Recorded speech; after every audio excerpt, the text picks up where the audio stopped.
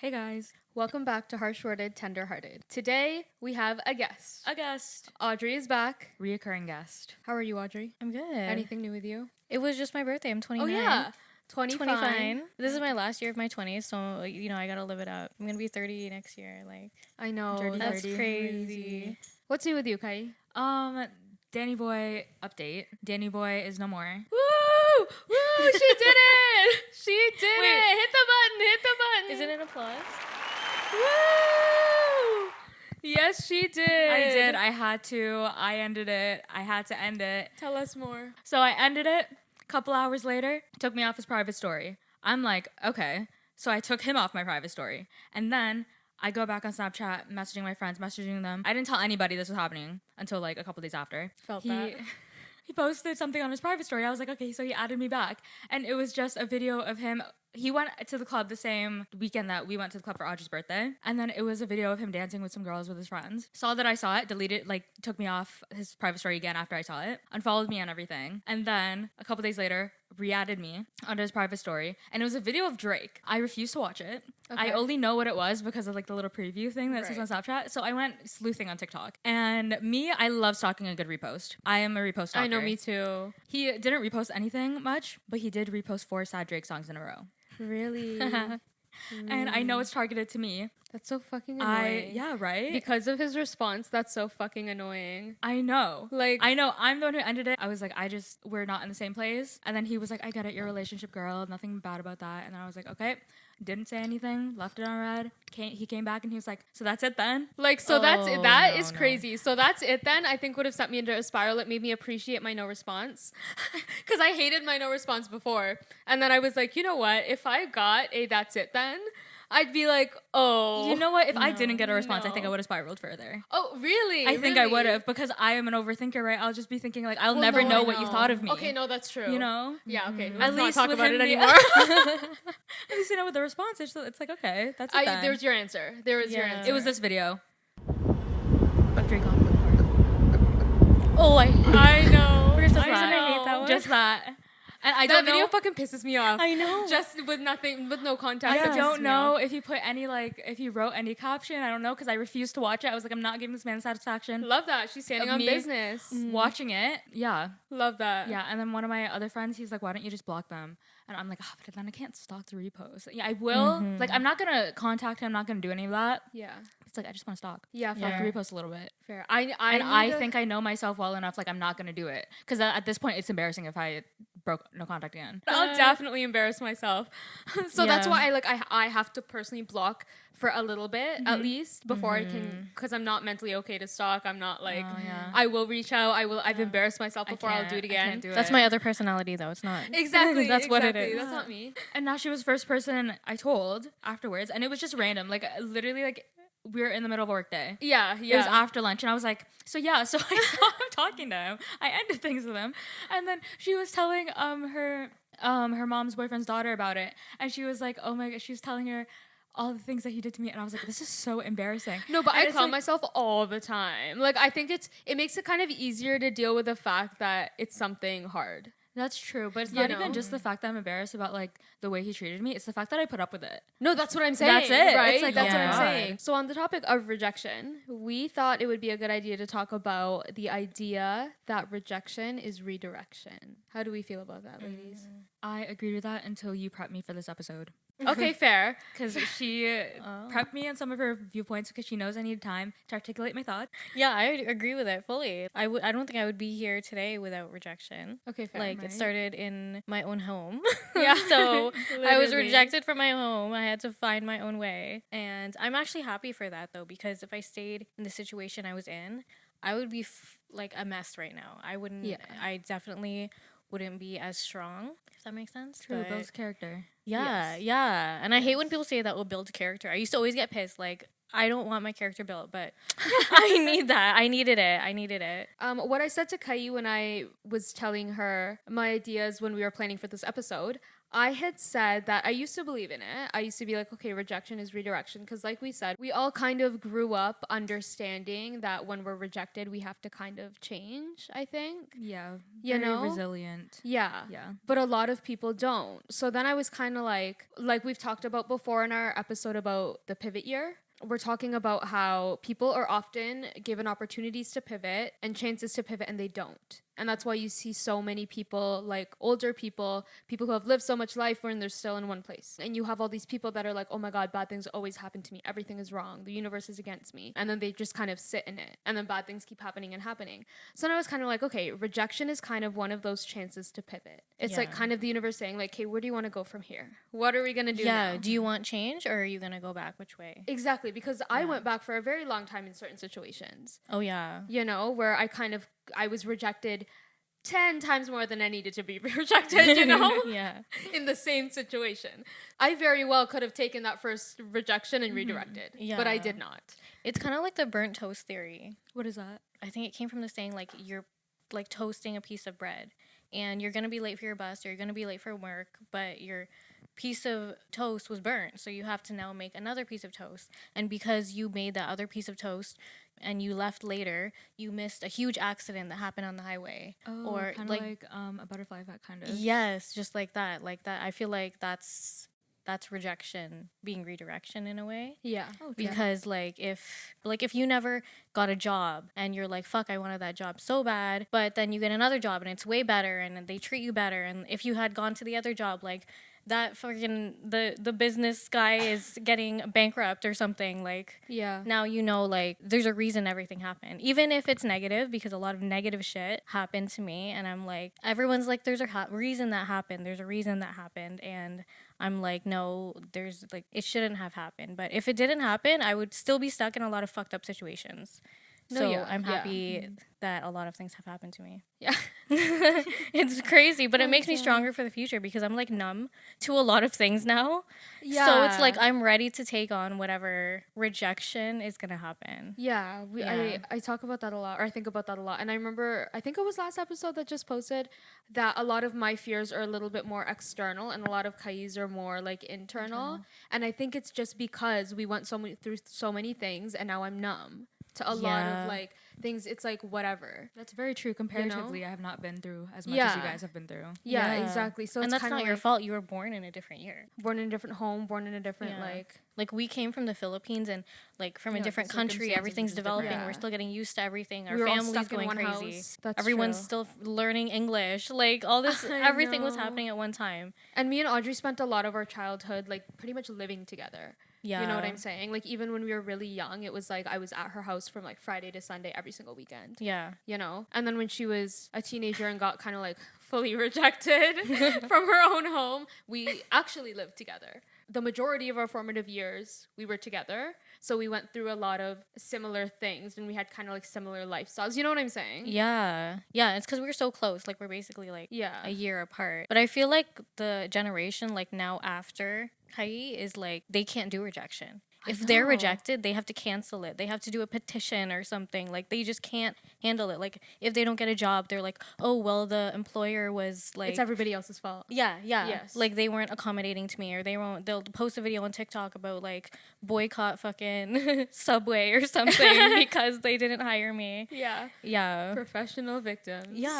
Yeah, that's what I'm scared of. I'm trying to make my son not like that, but we'll see. Yeah. We'll see. Like, he has a lot to learn. I have a lot to learn. That's true. I love that mindset. I love that mindset. Audrey shared something on her Instagram story a while back, and I remember loving it, and it stuck with me, but she made a point of, like, don't get so caught up when people are hard around your children because you're trying to raise employable adults. Yes. And, like, there's so many unemployable adults running around. Coachable kids or something. Yeah. It was like coachable kids become or employable adults. So uncoachable kids, uncoachable kids become unemployable adults. Yeah. And it's so true. It is so true. And it's those soccer moms that are like, don't yell at my kid. kid. Yeah. And it's like your kid is not listening. So yeah, I'm gonna yell at him. And exactly. yeah, as hard as it is to see them going through that, they have to go through it. Right. And I It feel like has to my be son done. has not gone through enough stuff. To be honest, like I make his life so easy, but it's because when I was younger, I felt like I was never, no one saw me, like no one paid attention to me. So like for him, I pay too much attention to him. So it Yeah. could have like negative effects in the future, but you have to just be mindful of that, I guess. No, that's true. That's true. Kind of like a balance of gentle parenting and like discipline Yeah. still. It's Yeah. hard. I just want a gentle parent all the time. I just Yeah. want to be super nice, but I have to be disciplined. Everyone around me has been telling me recently, like, Kaio's way too, like, you know, like, you got to be a little bit harder on him. Really? Yeah. You know what though? He's like really good. I am not fully on the opposite side of the spectrum. Like I try to be like very gentle around children. It's also not my kid, so I think it's a little bit easier. But I'm quicker to like discipline. Yeah. I'm not gonna hit the You've kid. always been like that though. I'm And not I gonna like hit that, him.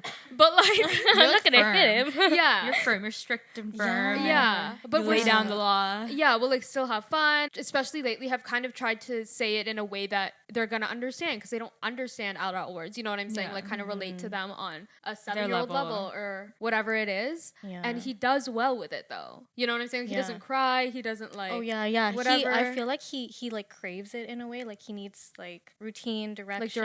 yeah, that's he true. likes that. Like if you just let him do whatever, he's like, What do I do? overwhelmed. yeah, he's like the Krabby the Mr. Crab meme where he's like everything's blurred. I'm dead. I think something that kind of helps me cope with the idea of rejection is that like everything will work out. Like the belief that everything will work out the way it's supposed to work out. Yeah. Yeah. This is so embarrassing. You know how when you okay, so this is more of a our time thing, but I think the tattoo universe was different when we were growing up. Yeah. You You know know? how you get the mom, like the bikers have like the mom. Yeah, the it was heart. a different style. It was Yeah. a thicker Different thicker culture. line. Yeah. Yeah, and stuff like that. And people just you very see it- unserious. Yeah, you see it Yeah. with the twisty things. People are like, how many people have a twisty tattoo because they got a Yeah. tattoo between this year and this year? Oh my god, that's so true. I have a twisty tattoo. that's a thing.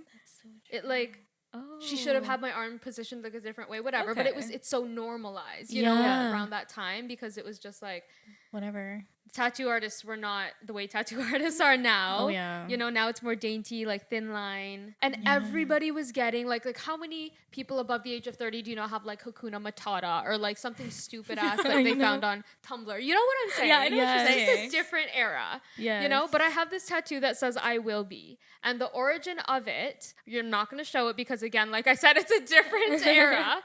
Origin story of that tattoo is I went through a lot, like I said, when I was a teenager, and I was kind of like in and out of hospitals, in and out of whatever, blah, blah, blah. And it kind of got to this thing where like everyone would be like, oh my God, are you okay? Like whatever, what's going on, blah, blah, blah. And they'd start asking my close friends, and it would just be this whole thing that like, oh my God, is she okay? She will be. Oh my God, are you okay? Like I will be, you know? Ah. Like however long it takes, whatever I have to do, Yeah, like, you'll I get will be. there. Yeah, Yeah. because she always does. I always do. So that's where that tattoo came from. But that is very true. That helped me a lot. That no matter what happens between now and then, I will get there. Yeah, I also have this sort of thing where it's like, so long as I'm breathing, I'll be fine. Ooh, I like How are you? that. I'm living, Yeah. I'm living. surviving. But if you think about like sometimes like the position you're in now, if you think about like, oh, a year ago I wanted to be here and now I'm like literally here. If you think about it like that, it makes it easier sometimes to go on. Yeah, True. that's how Yeah. I kind of connect my inner child thing. I'm like, oh, when I was younger, I never thought I'd be here. When I was younger, I wanted this so bad, and here I am. You know, so it kind of makes me. It's easier for me to feel proud of myself Yes. because I'm very hard on myself a lot of the time. Yeah. So finding ways to make that easy is always nice. That also kind of helps me live in the moment and like appreciate where I am now. Yeah, that's Yes. true. You know, because it's like 5 years ago I wanted to be where I am now, and it's like Like, now I'm kind of like you're constantly- fantasizing about. I'm constantly thinking about the next thing, like Yes. the next 5 years, and then I have to like sort of stop myself and be like, okay, 5 years ago you wanted to be here, like you need to chill out for a second. Smell the roses. Yeah, What's everybody's like worst time they've ever felt rejected? like from anything or like From anything in your from- life, like just the inner feeling of rejection. Well, it's kind of superficial to be honest. Okay. When I was like 18 and applying to universities. Okay. And listen, it wasn't even. I got into my first choice and my second choice and my third choice. I got into. Okay, so we live in an area where there's a university, and it's a really good university. I didn't want to go there. I didn't want to go to school in the city, and I applied because it's like my parents. They told me to apply, so I applied, and that was the only place I didn't get into. And I don't know why, but that was just like the most horrible feeling. I felt I like know that. Yeah, that was the one place I didn't get into. I don't know. Like, there's a story I can think about, but I don't know if I should like talk about it. So I think my biggest feeling of rejection was when my baby daddy had another baby. Like, we all were thinking this. I know we were, because like I don't. That it was the craziest thing. Like, I like why my son's dad literally had a baby as we were already living together, already planning a future, already doing things, and I was just so confused. I was so confused. I was like, wait, you're literally starting another family, basically. And I found out when she was already well into the pregnancy, so like, obviously I was freaking out and I was like, tell her to have an abortion. Fucked up shit. I was saying some fucked up shit, but yeah. And then he was like, oh, she's already 5 months pregnant. Oh and my God. yeah, That's and he crazy. had gone, like, I actually found out about the baby shower over Facebook because it just happened to pop up on my feed, which is fucked up because I don't even have her on Facebook. It just happened to pop up on my feed, which like, everything happens for a reason. Like, you're seeing this for a reason. Things are being shown to you. You have to pay attention to the signs, because I was seeing things and I saw her pregnant and I didn't think, but it really did cross my mind. Like, he did talk to this girl in the past and recently, I think, and now she's pregnant. Like, but I never put two and two together, but I think I just didn't want to put two and two together. I just didn't want to see the answer. But yeah, and that was another trauma for my life, but we're over it. Like, that was years ago and I'm over it. I'm moving on with my life. I think that was like the biggest redirection you've ever had. The and biggest, most important. the You know biggest what I'm pivot, saying? because I was like literally like I think a month before I found out, I was talking to his sister saying like, I think I want to have another baby. I think I'm ready. Yeah. We're financially getting more financially stable. Our relationship is good, but our relationship was only good because he was trying to stay on good terms with me until he was ready to tell me. That's insane. Yeah, it's I crazy. cannot. It's like, but when I think about this event, like, I can remember the smell of the air. I can hate remember that. the way the sun was on my face. It's I the worst thing hate ever. that. Yeah, I remember Oh my God. like when he told me and I was walking away, like, I literally remember the colors of the cars that were passing me. Like, I will never forget that day. But also, it like, thank God I didn't go down that path. Like, imagine I got pregnant. Imagine now I have a baby know. and she has a baby. Like, can you imagine how fucking messy that would have been? Sister-wife. Yeah, that was my biggest redirection, but it got me here today. And thank Yeah. God that happened, because I should have been single after I had the baby. And I I'm tried to keep dead. it going, but yeah, that's my That's story. crazy. Oh That's my God. villain origin. What about you, Nashi? Honestly, I don't know. I felt rejection kind of like Audrey was talking about, like when she even went through all the stuff at home and like stuff like that, she didn't feel very rejected, you know? Like, I was very comfortable with the idea of rejection at a very young age. Like, I consistently felt rejected, like in my own home, and consistently felt rejected by like the friends I kept and stuff like that, you know what I'm saying? But I think that, honest to God, I don't know if it's because it's still fresh, I say, as it's like fully a year later today, as of today. Is it today? Yeah. Oh my God! Congratulations. Thank you. I was like, if I knew, I would have But- gotten you like a cupcake. I can't. But that last situation with car guy, I honest to God felt so rejected, which is so weird because I'm the one that rejected. You know? Like, I get technically that. I'm the one that did the rejecting. Yeah, you but rejected, you walked away, but it's like you had to do it. Yeah. Yeah. Yeah. And it's weird because 6 months prior to that, long-term 20s relationship ended. And literally, I'm not even kidding you, I've talked about this before. She left me for somebody else. And I didn't feel as rejected. Wow. Do you know what I'm saying? Yeah. Like, she literally, the girl that we worked, okay, long story short, me and the girl that I was dating, we worked together at a store. The store closed. We ended up going to a whole different store to work together. And this one girl started to work in the store. She was like somebody in the store's daughter. And she would literally come home and tell me that like she liked this girl. She thought this girl was really pretty. Like, so she literally came home and told me. And I just went to bed with her that night. So... You know, and then when everything was kind of happening, like right before we ended, we went over to her house for dinner because, like I said, her, me, my girlfriend, and her mom all worked together in the same store. So we were all friendly, we were all familiar, and we went to the house, and with the entire family came over, and it was almost like That's bringing your weird. new girlfriend That's home, weird. but I was there. But her current Wow. girlfriend was there. It's crazy. It was her first time meeting the extended, like That the is siblings. weird. I know, Yeah. right? And she toured us around her house. Like, I went into this girl's bedroom. bedroom with my current girlfriend. And we went downstairs. It was funny. We went to the basement and there was a treadmill, and that was our treadmill. And I didn't even realize like that she sold it to the girl until I saw it in her basement. They were talking about how she like they scheduled like a drop off and pick up and stuff like that. And I just guessed I wasn't home. Like whatever. I don't. What the heck? You know, whatever. The treadmill was there one day. I knew she was trying to sell it. It was gone the next day, and that was it.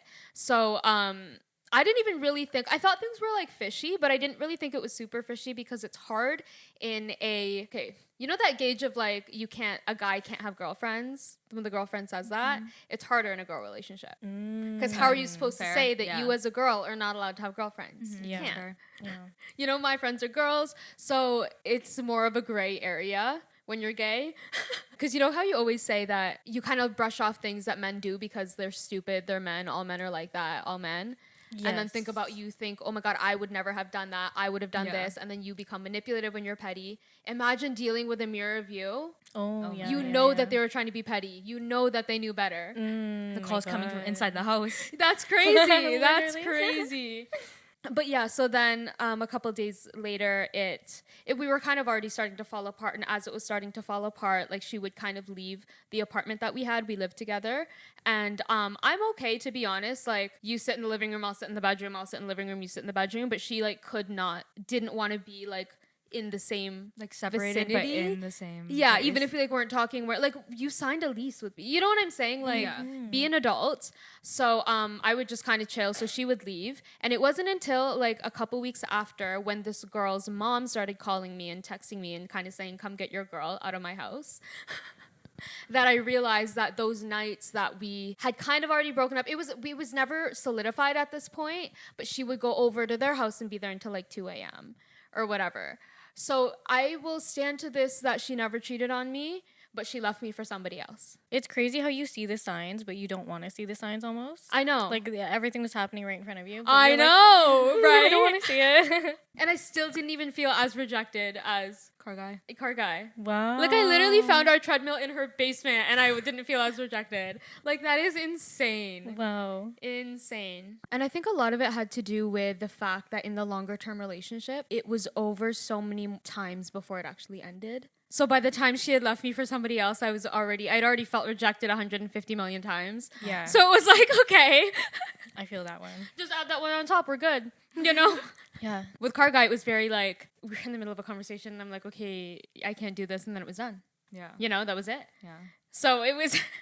It's almost like you were like, I've been down this road before and I'm not going back because I know what's happening right now. That's how it was with Danny Boy. And I think that was the thing. It's like we never, in the entire time that we were like talking, I was never like mad at him. Do you know what I'm saying? Yeah. I was never mad at him. We never fought. We never like stopped talking. There was never a break in contact. It was consistent every single day until I said, okay, don't think I can do this anymore. And then all of a sudden it was no day. So do you think that you actually you were saying I that did the you rejection. actually rejected him. Yeah. And then I felt rejected. Yeah. Okay. Yeah. I get it now. I'm dead. I'm dead. Yeah. Anyway, moving on to our segment.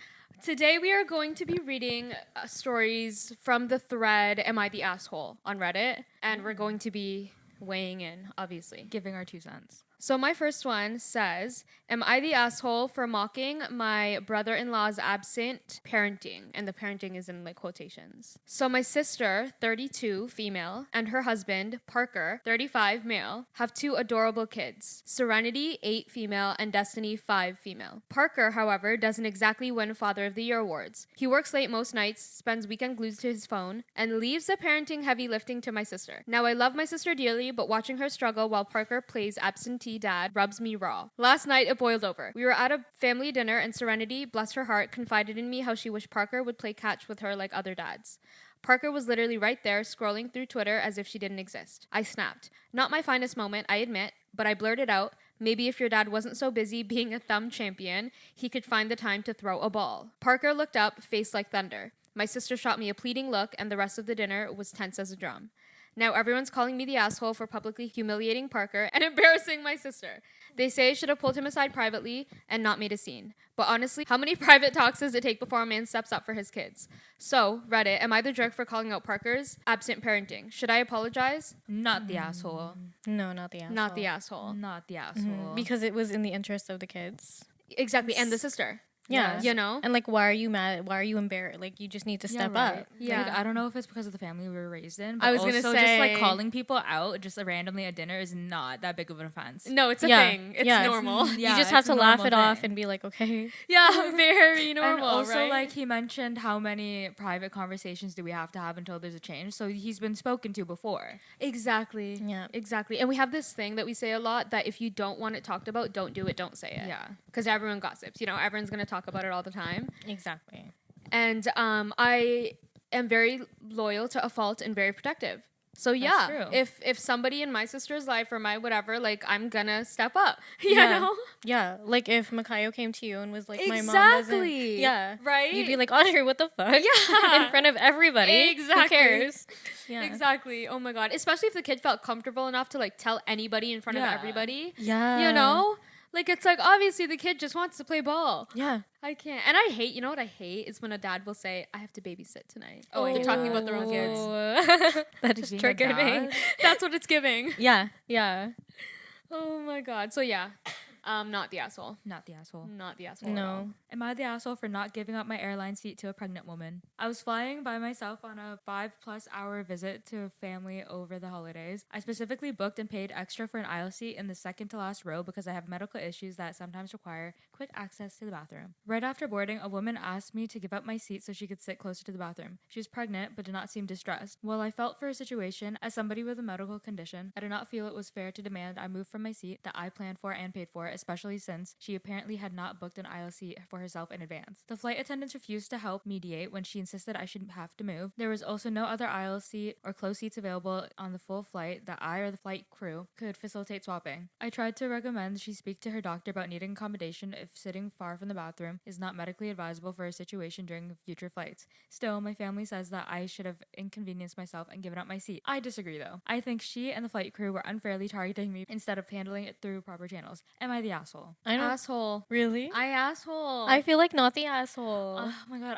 I don't know, because if she wasn't pregnant, he wouldn't be the asshole. I know. Yes. But she's pregnant. But I think because, like, okay, she's pregnant and he has a medical condition. He didn't choose to have a medical That's kind of condition. like but evening the playing she's field. yeah, but I feel like she's pregnant. She didn't choose to be pregnant, but like she knows she's pregnant. That's something that you know is happening and you need to plan for it. Like That's Right. true. I feel like she was irresponsible and he was responsible, and that makes her the asshole because you can't. Yes, I understand you're pregnant, but you can't walk around like I fucking own shit because I'm pregnant, and he has a medical condition which like he can't control that. You're gonna have the baby. That's true. They both knew in advance that they would probably need the bathroom before Yeah. booking their flight. Yeah, I was gonna say, did he say what seat she had booked or what seat she wanted him to switch to? Like, was it that much of a difference? Was it like? Doesn't say where her seat was. Of course They not. just- he doesn't give the full story. Man, never. I give was the full gonna story. say.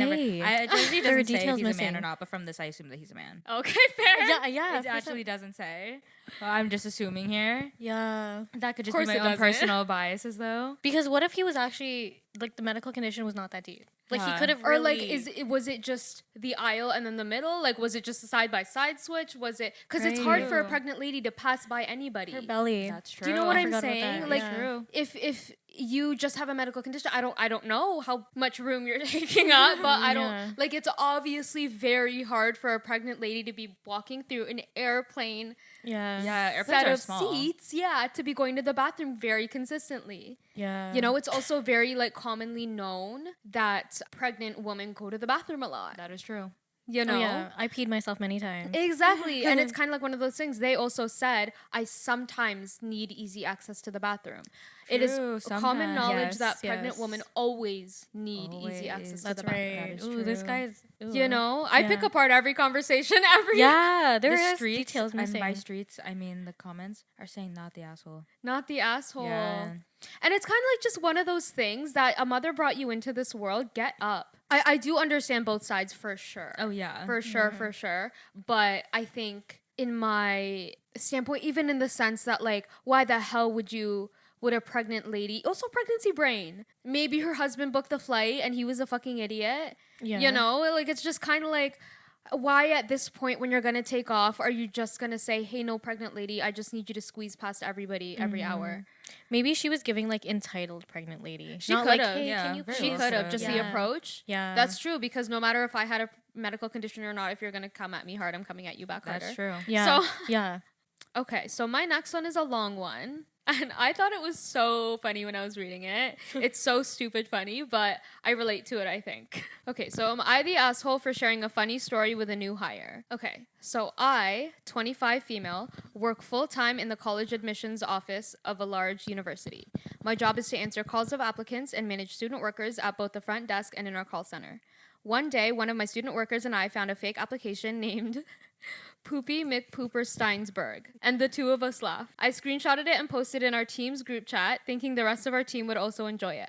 However, our head of communications sent me a private message saying what I posted doesn't make me a leader and that I need to start demonstrating more leadership because that's what they need from me.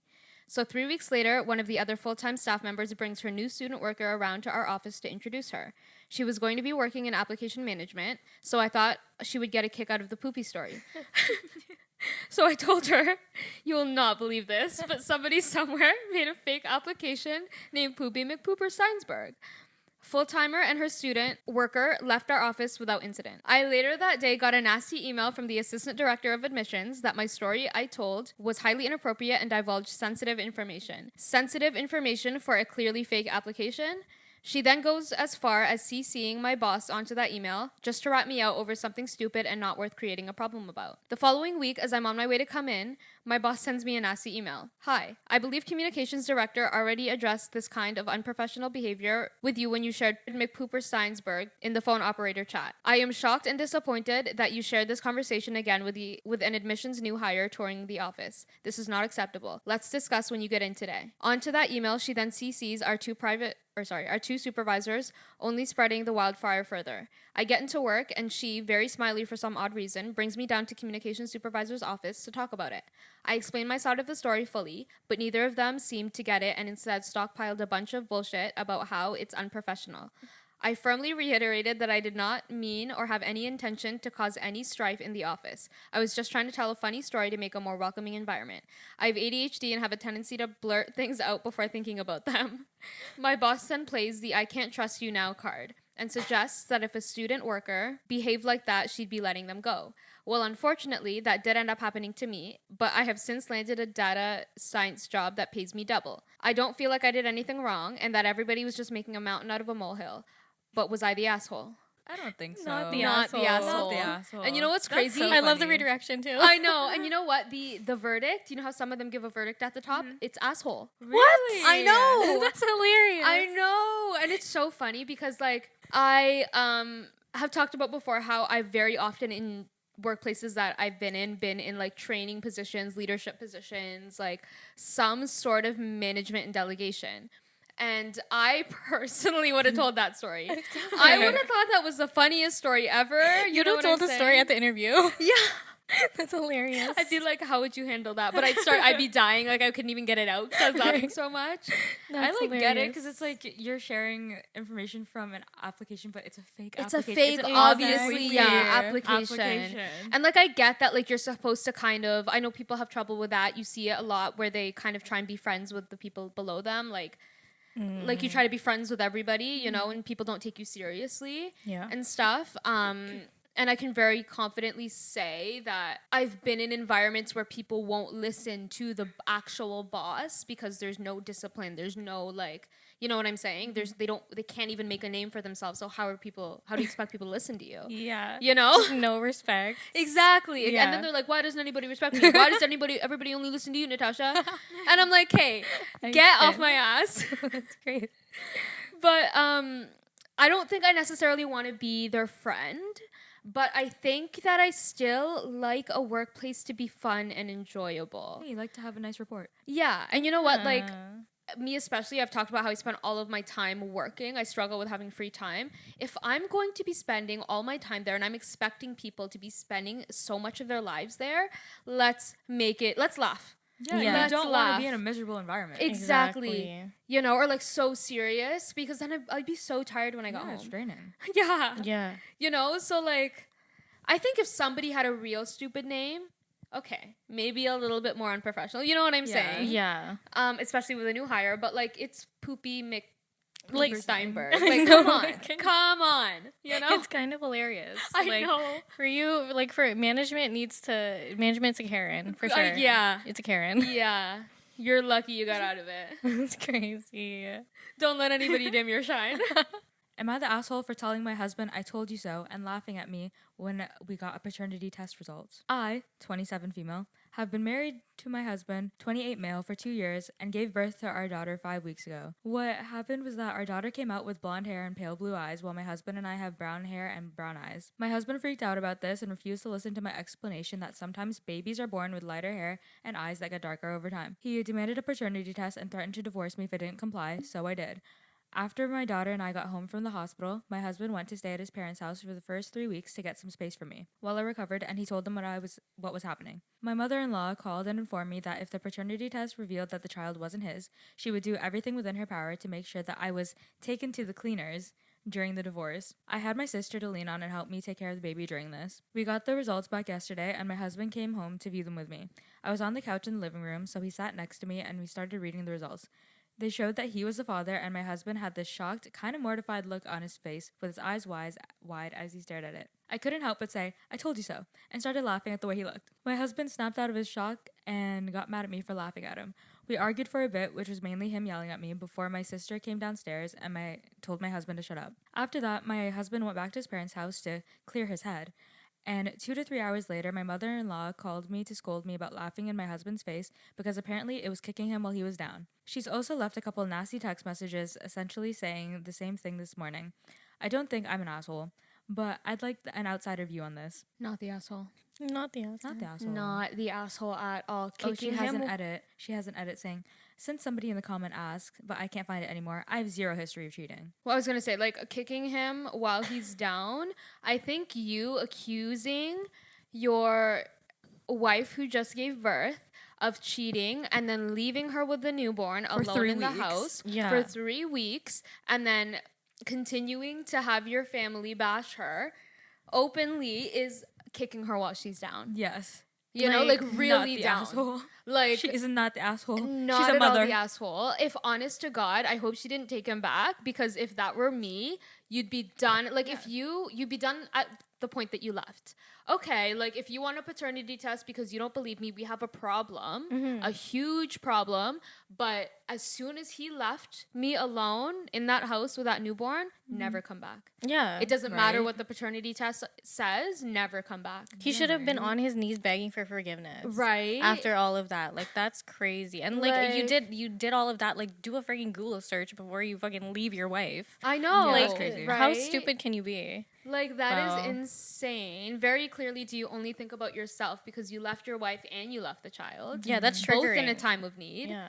Like the first what the heck? couple weeks of a newborn baby is the hardest time of your life. Yeah. Like you will literally like it feels like you're trying to survive in the jungle and you're not in the jungle. There's no jungle. Yeah. So I feel so bad for her. I hope she left him. I know. I know. I hope they got a divorce. Yeah. That is insane. That is insane. The Not at mother-in-law all like the inserting asshole. herself into it too. He's an asshole. Okay. Am I the asshole? I ate my girlfriend's ice cream that she left in the freezer.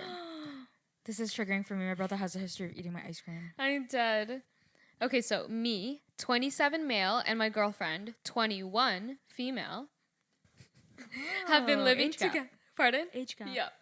Have been You living know how to- we feel about that. Yeah. Even within the 20s. Have been living together for a little over a year. We don't really have any issues besides this one. My girlfriend always seems to forget she buys ice cream and will leave it in the freezer for months. I make a point to remind her at least once a week that she has ice cream in the freezer and needs to eat it before it goes off. A few days ago, I opened the freezer and discovered that she had a tub of ice cream that was about to go off. I let her know that it was about to go off and she should probably eat it, and she told me that she would.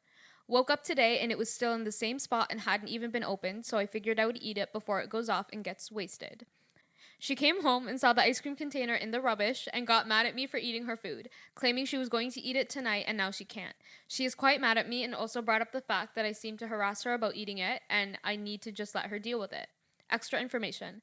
We buy the main foods together like cheese and butter, but the ice cream was her purchase. I offered to pay her back, but she refused. I didn't want it to go off, so I was planning on eating it and paying her back so she could get a fresh one. Asshole or not the asshole? Asshole. Asshole. Yeah, asshole. Asshole. Like, why? She bought that. Just with her leave it. money. You don't need the ice cream. I know. It doesn't concern you. She bought it with her money. She said so she's don't gonna touch eat it. it. Exactly. Leave If her. she's gonna waste her money, let her waste her money. Exactly. You're like, You know? like what the hell? You just feel like, oh, because They like probably you ruined her see whole it. day. I was If she said that she was know. planning to eat it when she got home. Yeah, And right. she gets home. What if she was having a bad day? What if that was her last straw? Yeah. Exactly. Yeah, that's Exactly. crazy. And She was like- regardless of whether or not she was going to have it that night, like even if it's just something that she said because Yeah. he ate it, who cares? Right? It was her money. She bought it. Let her waste it. Whatever. She very well could have eaten it when it was still like frozen over. You know what I'm saying? Yeah. You know, when Yeah. it People goes, do like, that. People do the Kaira does I that. I do won't do that. it. I Yeah. won't do it. But She won't do it. I'll do she'll it. eat the top layer and I'll eat the second Yeah. layer. Exactly. And It's it's fine. like it's giving like you're trying to be her dad. Yeah. That's Like- what I was gonna say. The age gap, you're automatically an asshole because we know about how I feel about people over the age of 25 dating people under 25, especially when the female's younger. She thinks she knows better. That's why she's living with you. Whatever. Your brain is more developed. You're trying to be her father. You're trying to tell her how to eat, tell her what to do. What the hell? She's erratic. She doesn't have a fully developed brain. Of course, she's freaking out because you ate her ice cream. She's a child. Get out of her house. What the hell? Automatically literally. asshole. As soon as I read the ages, I knew it was gonna be bad.